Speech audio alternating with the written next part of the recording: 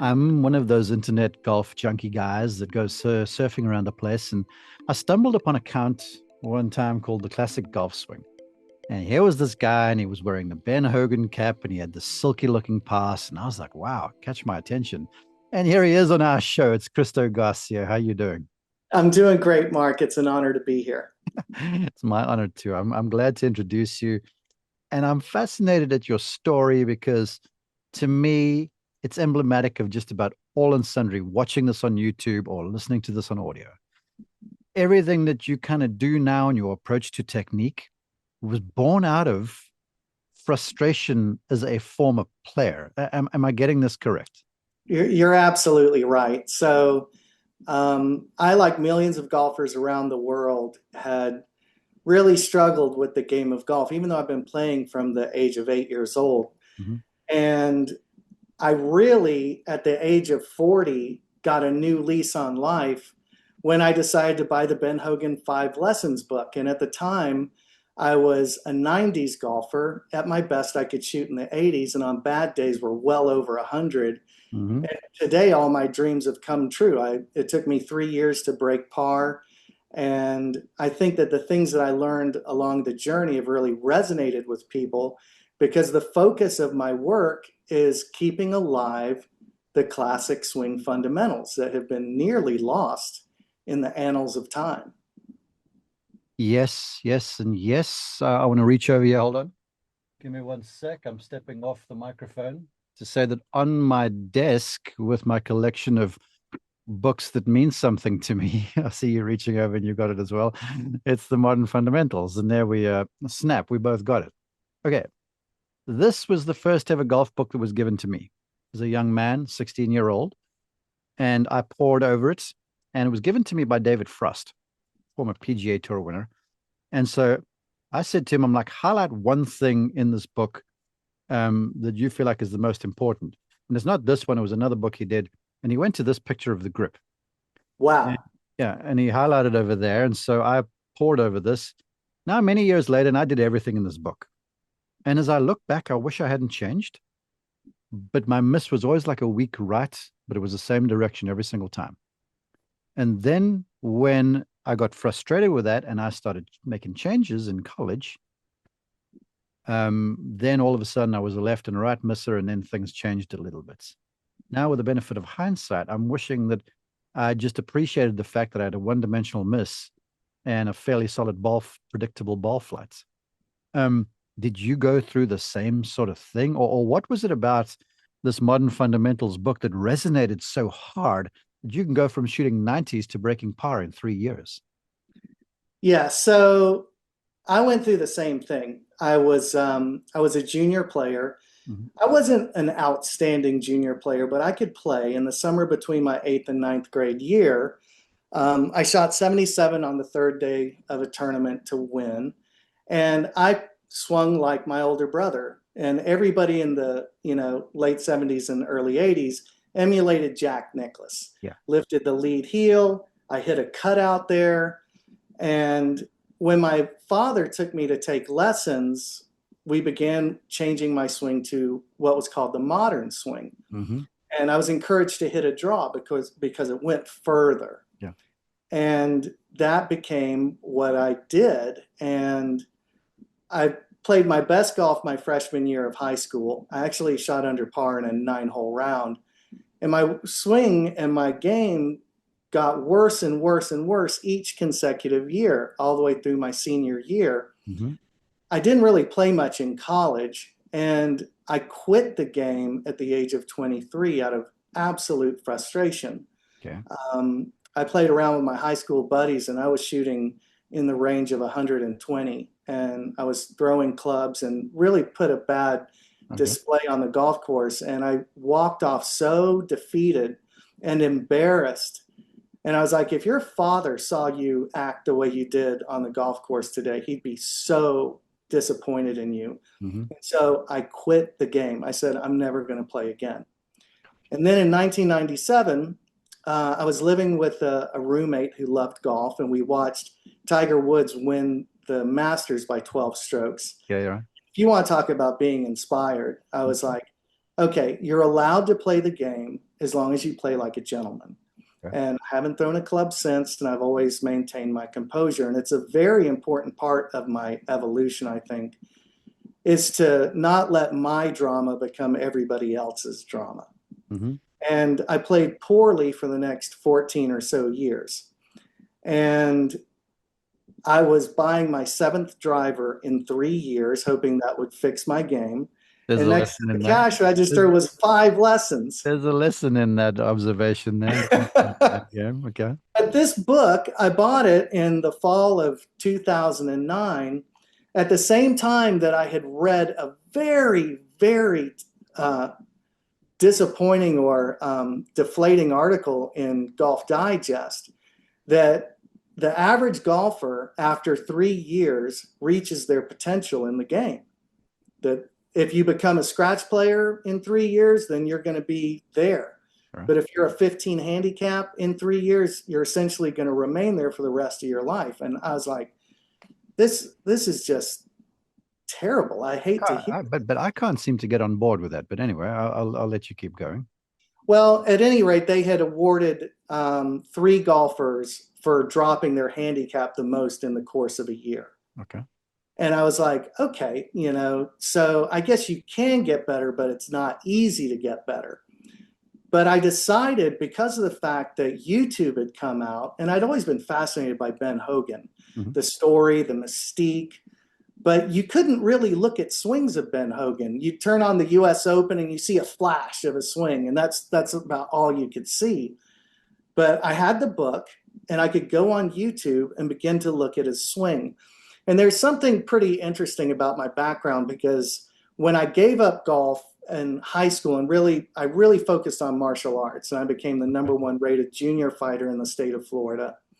And then when I was 20 years old, I won the Florida Open Karate Championship, and I was invited to be in a karate movie. And we all loved Bruce Lee. I'm like, oh my gosh, I'm in a movie with all my favorite competitors and the best in the world. It was really quite a group of martial artists in that film. And I decided to change my major from biology. My dad was a doctor. I changed it to theater, and he wasn't too happy about that. Yeah. But when you study theater, you have to study voice and dance as well as acting. And so I walked into ballet fundamentals, and I was in outstanding shape as a martial artist. And my teacher looked at me and said, "You could do this professionally." And I was like, "Come on, that's just crazy." Well, 3 years later, I was in a professional ballet company. So I only set this up because I have good coordination. Yes. Okay. And yet I couldn't play golf. And the week before I bought this book, I was playing with my buddies, and I was on the 18th hole with 115 strokes on the scorecard, hit my last ball out of bounds, and I said, "I'm done." And my buddy said, "Hey, I got more golf balls." I said, "No, I'm done." And I didn't finish the 18th hole. And it was just the embarrassment you feel as an athlete when you can't play golf. And we see pro athletes all the time that are just mystified by the game. As great as they are at their sport, golf is a really, really challenging game, because we have to be able to move from the technical into the subconscious in order to execute. Yeah. And it's so hard to execute when you have a million thoughts going through your mind. But by going back to the classic swing, I was reminded of the feels that I had as a junior player. And very quickly, in 3 months, I broke 80. I broke 80 14 times the first year with a low round of 74. And I was like, I've got to tell people about this. So I started a YouTube channel called My Swing Evolution. Okay. A lot of people are like, all right, cool story. I'm ready for the gold. Let's get the secrets out of Christo here. Let's get into it. Well, I want to start because I want to contrast what your take is on the modern swing and the classic swing. I would say, without knowing your answer, I would gravitate more towards the classic. Anyhow, first off, I want to know, like, discovering this book, Modern Fundamentals, what was it inside there, again, that resonated with you? Was there something that's like, if you were just going off the top of your head from Hogan's influence, what was it about in this book that has really settled with you and has made the biggest difference in your approach to technique? If I was to talk about technique, I think that'd be a long conversation. Okay. But if you want to know the secret of Hmm. what I think helped me to immediately transform my game, Yeah. was it allowed me to create a new identity for myself All right. and leave behind the 100+ shooter identity. Interesting. How does that? So, what was that identity then? So when I was a martial artist, I studied Bruce Lee, and I just imagined I was Bruce Lee. All right. And then when I became a pro ballet dancer, I would obsessively watch videos of Mikhail Baryshnikov. Of course. Yeah. And I'd be like, I'd walk out on stage and be like, I'm going to perform like Baryshnikov. And I didn't realize it at the time, but there's a book called The Alter Ego Effect. The Hogan book allowed me to create a new identity for myself where I could leave behind the fears and the worries of being a terrible, poor golfer who's embarrassed and ashamed of his game. And I said, I've got a new idea. I'm going to do this Hogan thing. So it released me from all this past trauma on the golf course to be able to create something new. And then the technique was obviously the cauldron that I built my new identity. And the technique is very important. We have to drill the technique in order for the subconscious mind to be able to execute it. Mm-hmm. But it gave me the freedom to do that. Okay, there's a lot to unpack here, but and I want to go there. Because I hear what you're saying, where golfers, I've had a guest on here before where he said one of the points he made was to define what sort of golfer you were going to be for the day. Whether you're going to go there and have fun, in which case that is your goal for the day. Or if you're going to go there and be good around the greens, then that becomes your goal, whatever. So you get singular. Where you're transporting yourself mentally to a place where you have this alter ego. And I can really see how that would work because then you would comport yourself like a professional. Yeah, I can imagine acting like Hogan before the shot. I can imagine because I loved Hogan. Bob Jones is my favorite golfer, but Hogan was stoic and he left no stone unturned. So if I was trying to be like him, I would be like very disciplined in everything I did and said. And in a way, that's going to help golfers of all skill levels listening to or watching this because we all have shortcomings. But if you try and be like a Scotty Scheffler or a Ben Hogan or a Jack Nicklaus, if you really try and be like them, you're doing yourself a huge favor already just in kind of setting the foundation for better decisions and better acting and all better everything on the golf course. So I'm working right now with a very good friend who's the director of golf at Grapevine Golf Course where I teach. Okay. And his name is Rob Singletary, and he introduced me to the work of Lanny Basham. Mm-hmm. And Lanny says that there's three mental areas we have to have control over. There's the conscious mind, that's where we're working on technique. Yeah. There's the subconscious mind, where we execute. And then there's the self-identity. That's where our belief is in ourself. Mm-hmm. And so 90% of golf is all focused on the technique, which I believe I'm an expert in the classic golf swing. Yeah. That technique is very, very important. But once we get over the shot, we can't be thinking about technique. We have to be visualizing the shot and move into our subconscious so that we can execute. And so the ability to execute is largely dependent on our belief on being able to execute the shot. If you're uncomfortable with the shot, you can't really leave that feeling. Mm-hmm. You have to be comfortable that you can accomplish what it is that you're setting out to do. Yes, I'm so on board. I still, though, I'm going to probe you a little more Sure. with the Hogan thing because I know after you've said this and people go look at your account and people trust the show because I bring bright minds on here. They're like, all right, well, these folks have got, stuff that they can share. They're going to help us to achieve our golfing goals. So I'm sure a lot of folks are going to go buy the Hogan book. And I will now, with years of wisdom under my belt, say that everything that Hogan wrote or what Ravielli drew and Herbert Warren Wind wrote in this book were a function of Hogan's feels because they didn't have cameras, as you point out. And some of the feelings he had, he didn't really do if you watch him swing. Right. Then I'll also say if you hold it like Hogan's illustrating over here, a lot of right-handed golfers are going to miss right field a bunch because he used to hold the golf club so weakly in the lead hand to not miss the ball to the left-hand side. So with that saying, there had to be something in here That Christo So, is like, this is kind of my golf swing key, okay. The first thing that changed my life was this passage on page number 15. All right. He said, I see no reason truly why the average golfer, if he goes about it intelligently, shouldn't play in the 70s.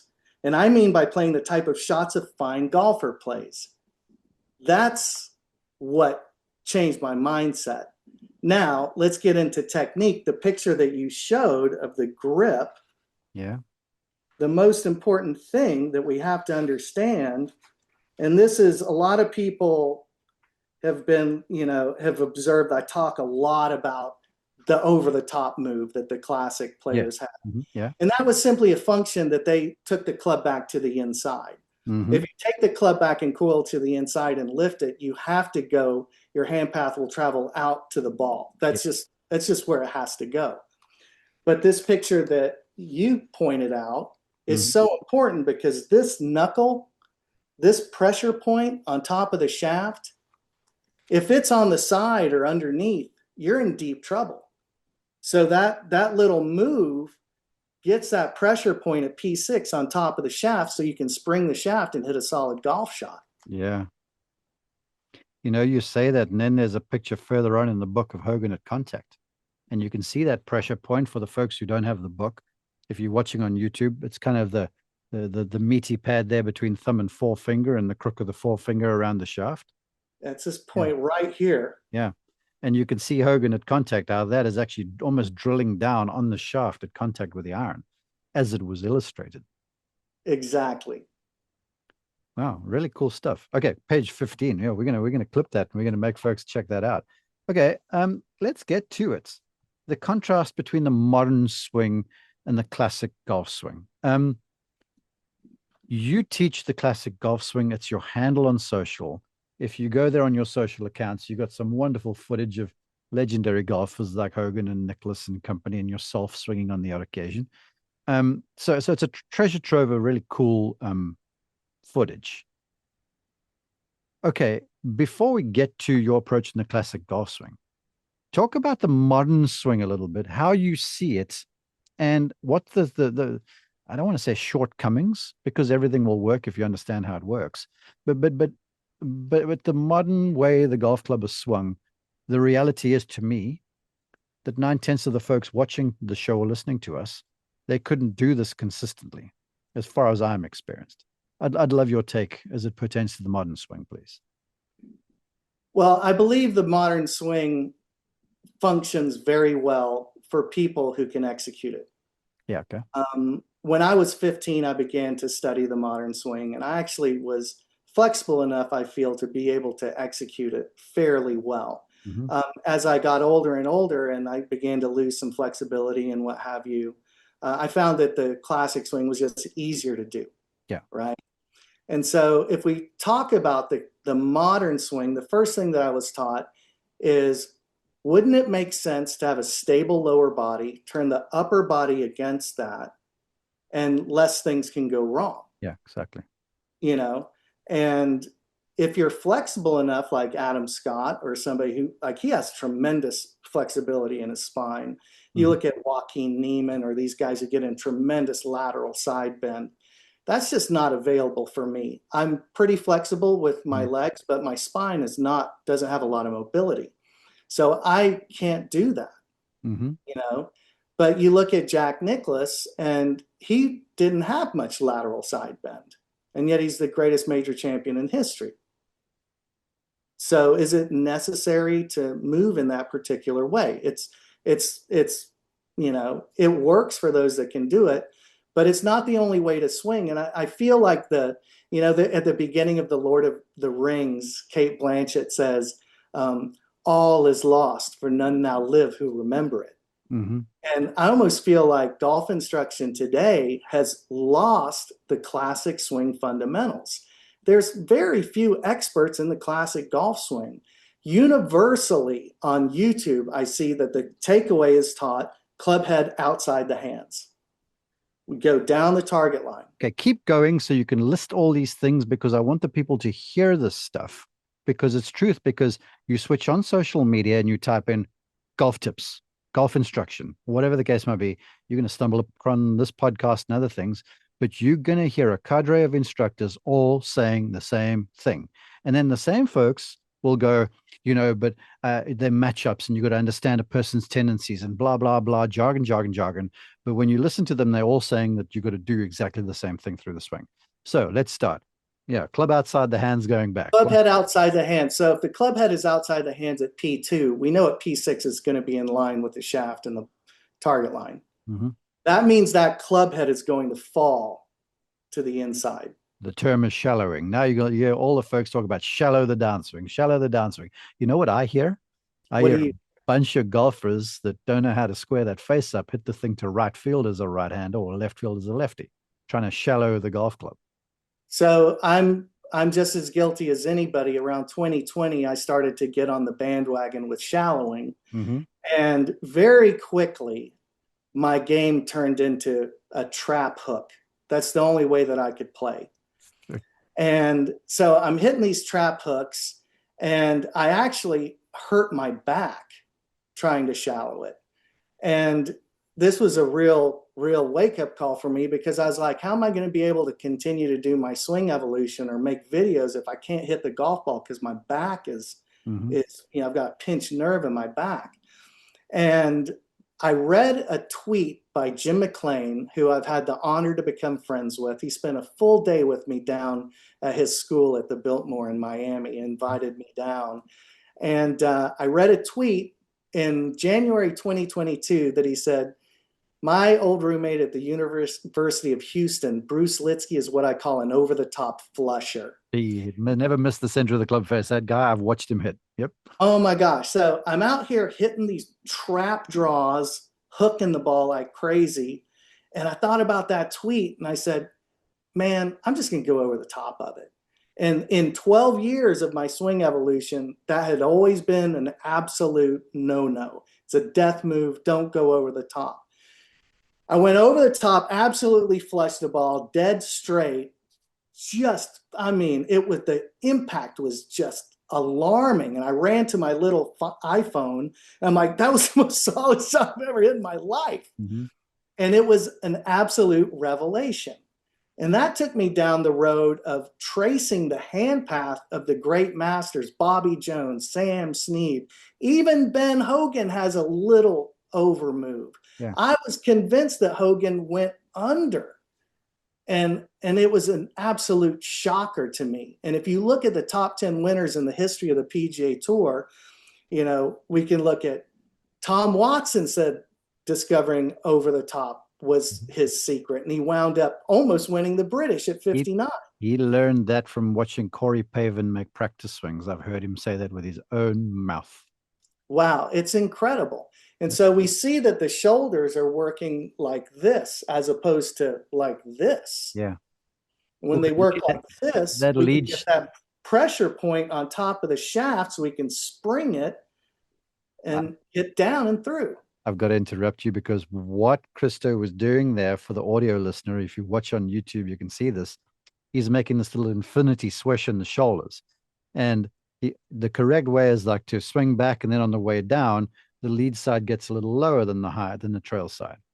That lead side, man, when it gets upward and that lead shoulder raises, gosh, that is destination disaster for most golfers, don't you think?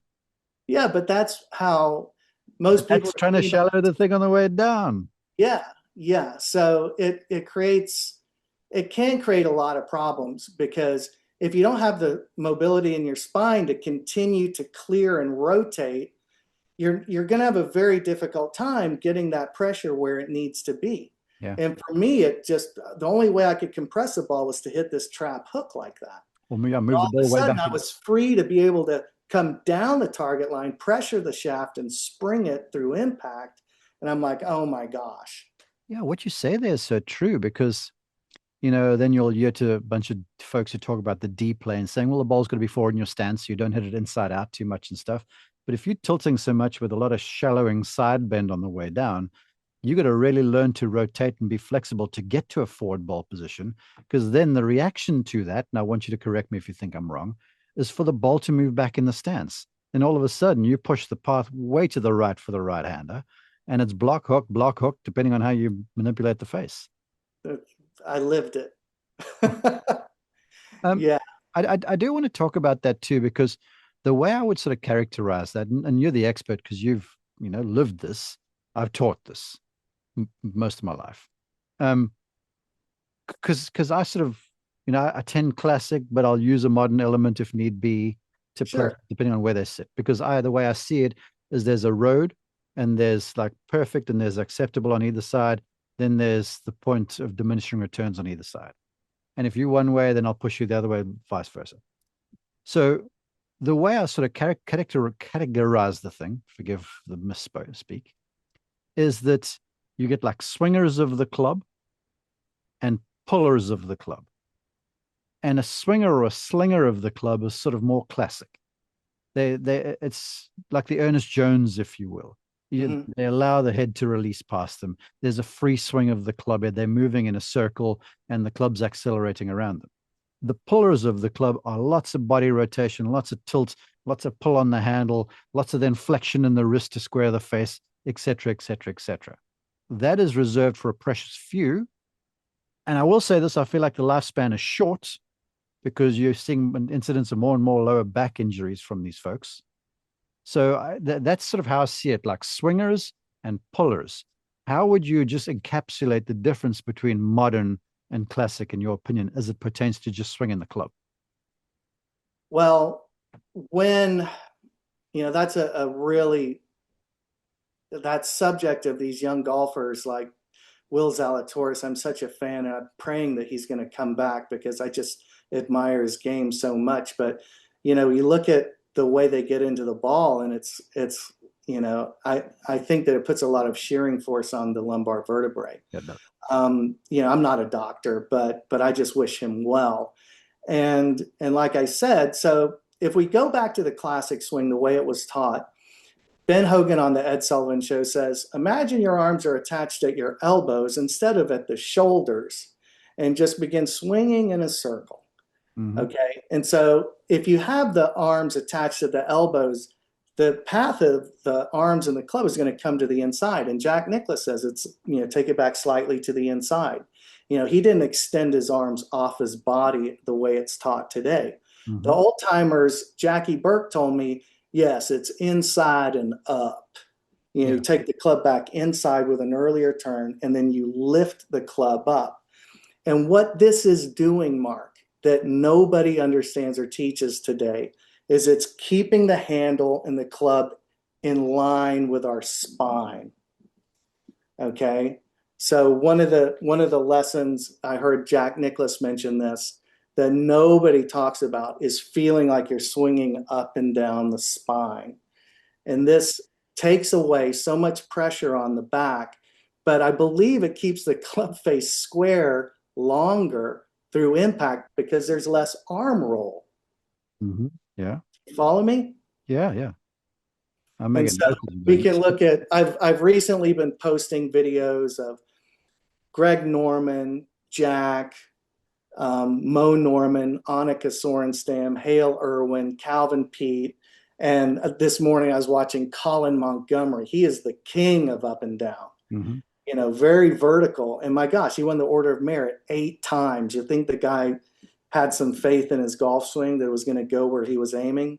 And so this idea of keeping the club in front of the body just makes so much sense to me. And it's much easier on the body to swing that way.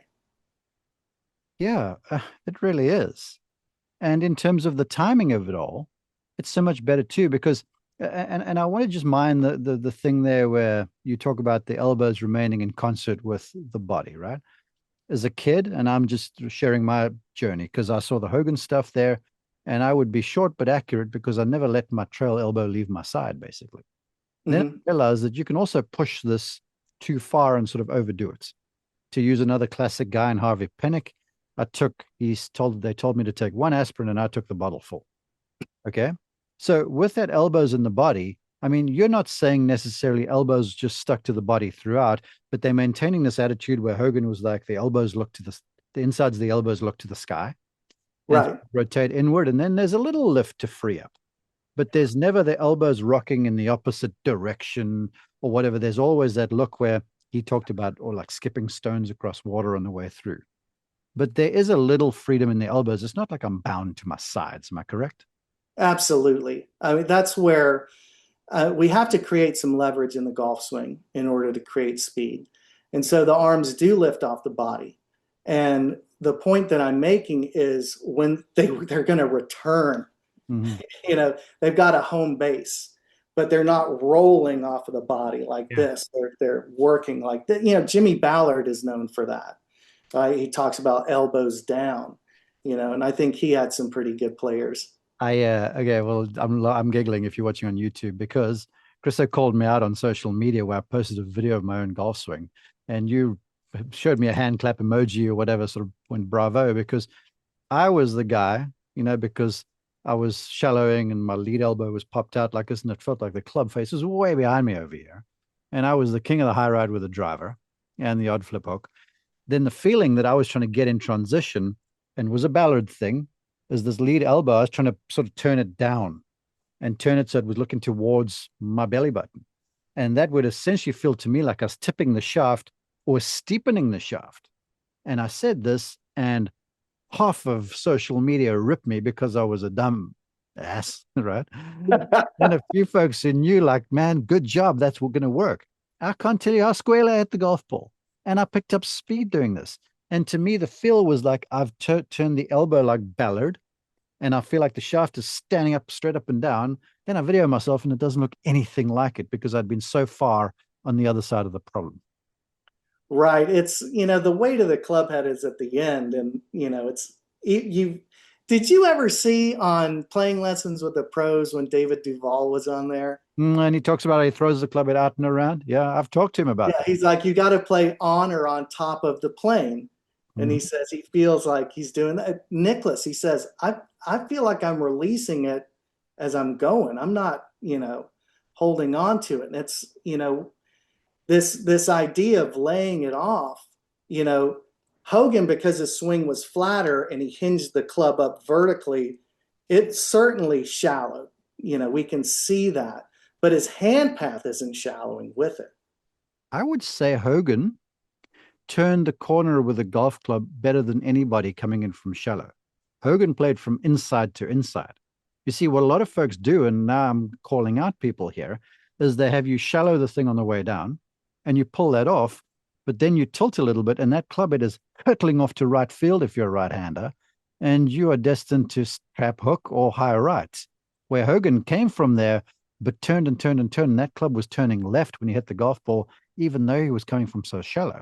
You've done the research. Would you agree with that? Yeah, for sure. And nobody rotated as well as Mr. Hogan. Mm-mm.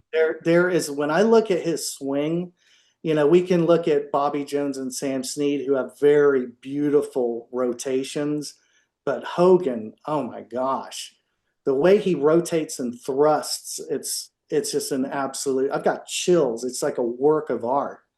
Okay. But his body was his body. And, I've done my best to kind of imitate it. Obviously, I got to swing as Mr. Hogan on the Golf Channel as his double. I don't know if you know that. But it was the honor of a lifetime. But, I wish I could redo it now because I think I have a better understanding of his golf swing. Okay. With that, to that turn thing, I've just come from giving golf lessons this morning, and I had a client who was handcuffed because he had mishit a few balls thin. He was like trying to stay down, stay low, move forward. He said, I feel like I'm falling back. So he was sliding forward, staying low, and the club was essentially turning into like a big backhoe on the way down. And then he'd back away from this thing and it smothered hooks. Where I was like, I want you to feel like you use your legs to push away from the ground on the downswing as you're rotating. It's like you're rotating upward. And all of a sudden, that club started slinging past him, and he was finishing up in balance, a la Hogan on the Marion picture with a 2-iron, the final one. Yeah. And he's like, but I was trying to stay down because someone told me I was lifting my head. I'm like, no, you're using your legs properly underneath you. Now, I tell that story for you to elaborate on how the legs work properly too, because I do feel like people are a bit too ground bound at times. they might misunderstand the ground reaction force thing, but they don't lever up the legs to help them pivot and to help them post up properly into the follow through. Well, it's funny that you say that because I had the honor of interviewing Jack Nicklaus, Okay. and he said that I asked him about the classic swing versus the modern swing, and he said today they take the legs out of the swing a lot. And he goes, I believe, it starts from the ground up, the feet, the legs moving, and it, comes up through the ground.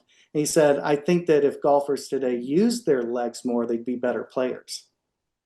Okay. And the first lesson I got in the modern swing was let's stabilize the lower body and turn the upper body against that stable base. Mm-hmm. And so that's the beginning of how the golf swing changed over the last 40 years. Okay, let's elaborate on that because, as I mentioned to you, I'm a big one for knowledge and understanding. And I don't want to be the author of someone misunderstanding something here because we're here to help you achieve your golfing goals. So, with that, because now the folks will go to social and they'll do like ground reaction force. And the next thing, they're bouncing around the place on the ground in an effort to employ the ground.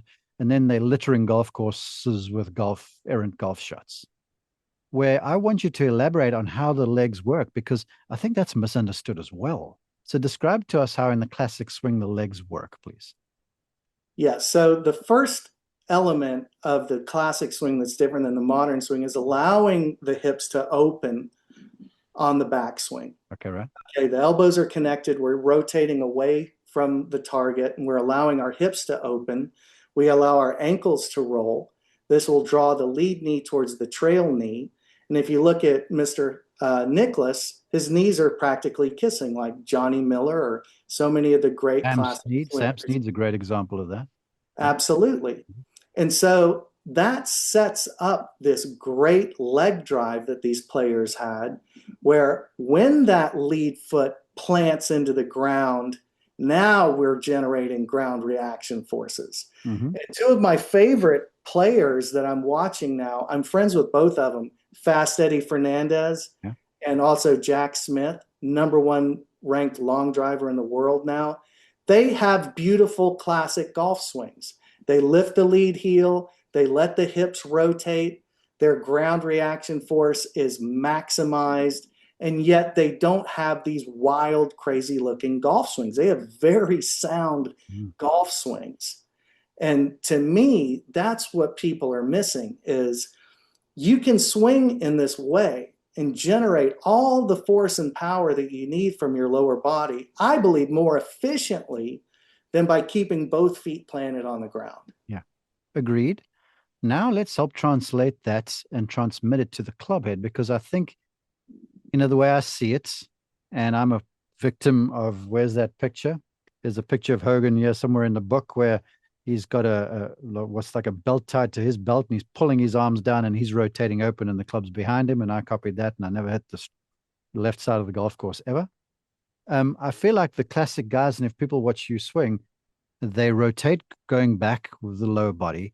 They plant the lead side and then they sort of quietly rotate through. There's no snapping of the body or anything, but the club head is always trying to overtake them. There's a freedom in the swing of the club. It's not like they're pulling it with a pivot of the body.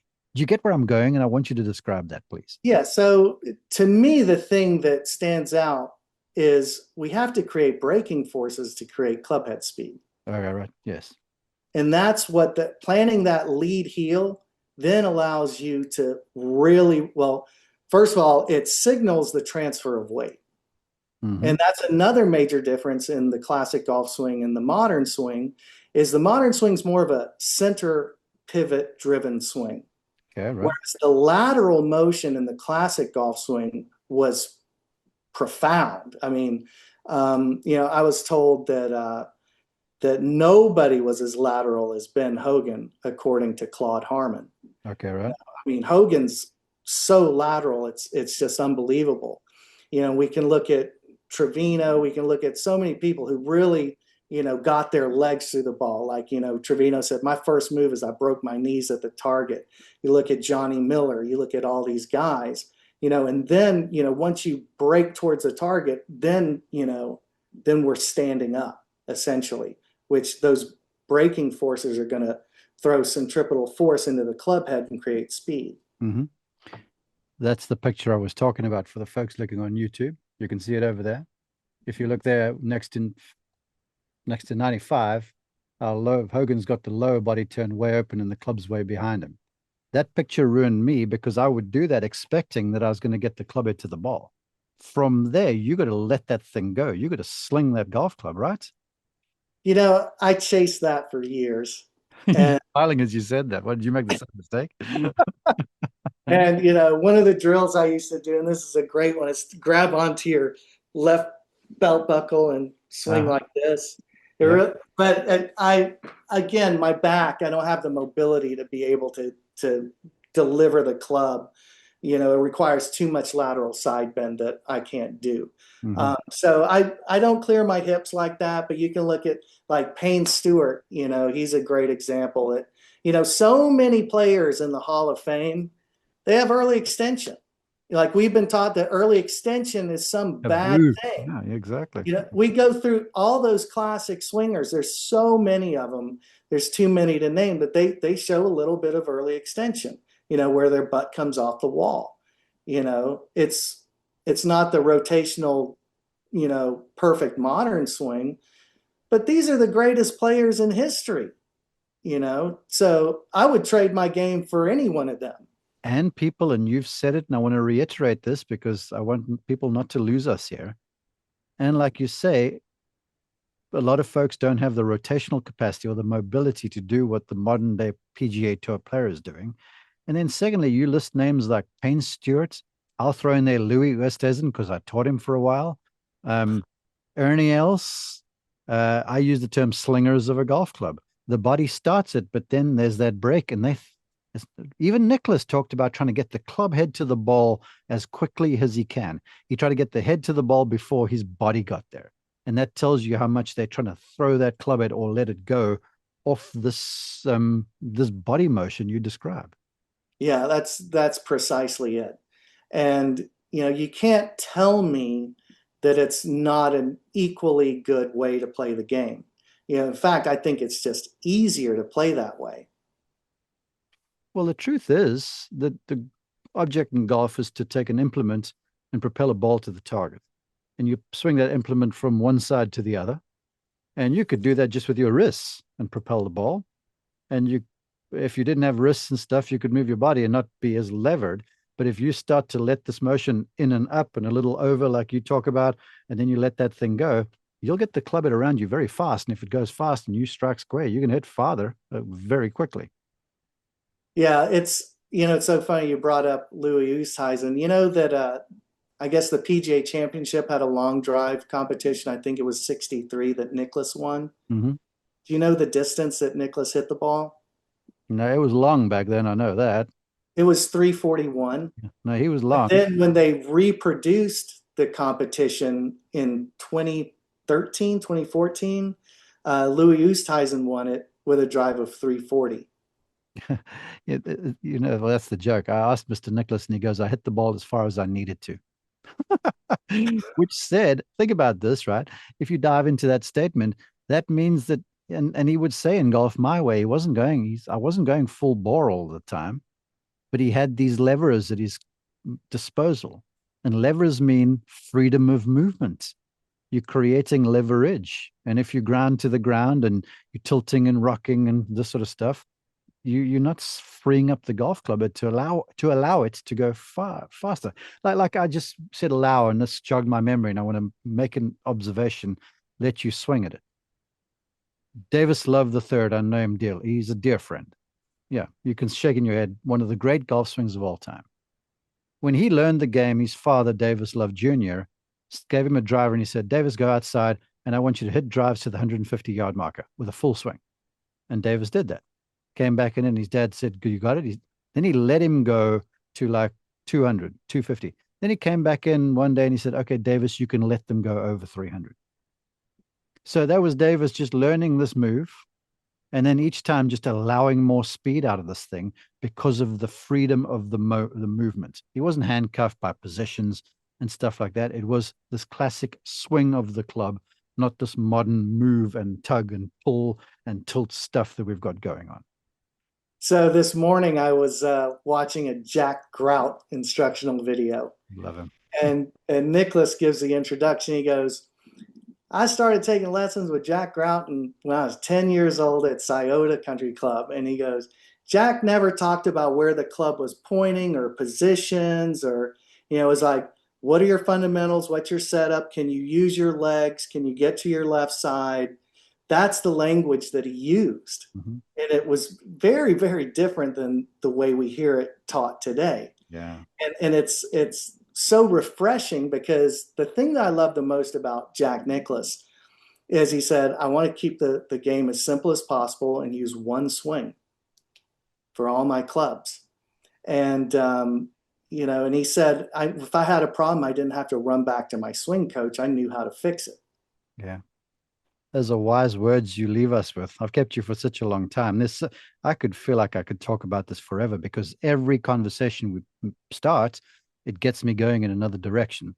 So I'm going to put a bow on this right here. And I'm going to let you leave us, Christo, with a parting shot.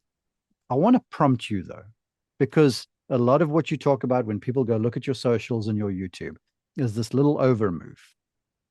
I want to say it's not heaved with the shoulders. It's just a little redirect in the hands and the forearms. So talk to us about the classic swing and that change of direction as you sign us off, please.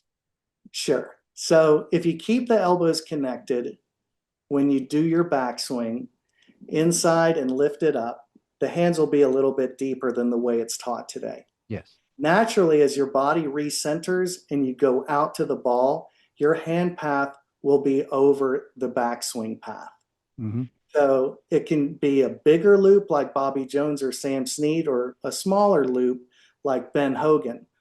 But, my focus today when I teach my students is I work on the backswing, but the OTT move happens all by itself, because when we talked about this infinity move with the shoulders, that's just where it's going to go. That's going to allow us to rotate and post up around our lead side.